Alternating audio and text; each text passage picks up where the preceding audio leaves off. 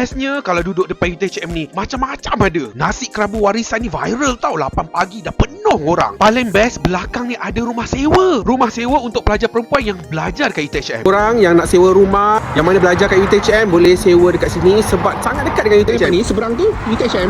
Beruntung sewa dekat sini sebab kawasan ni ada CCTV 24 jam. Pintu rumah siap bergrill. Dekat ruang tamu ada kerusi dengan meja belajar lagi. Rumah ni ada 2 bilik dan 2 bilik air. Lengkap dengan 8 unit katil dan almari serta tilam. Satu bilik ada 3 kipas. Almari dia besar Siap dapat dapur gas dengan tong gas sekali. Peti ais 2 pintu pun dapat. Malah dapat TV siap Astro lagi. Rumah ni siap ada rezo fan. Korang akan sejuk je. Ini bilik kedua. Lengkap semualah. Almari, katil, kipas, bilik air semua ada. Dekat luar ada ampayan, rak kasut, parking berbumbung, muat untuk 2 kereta, pemadam api dan tong sampah pun ada. Paling syok dekat sini ada dry station dan juga washing machine tau. Sebelah dengan kedai runcit, kedai makan dan dekat dengan taman industri ada banyak kafe-kafe viral. Jadi korang cepatlah booking.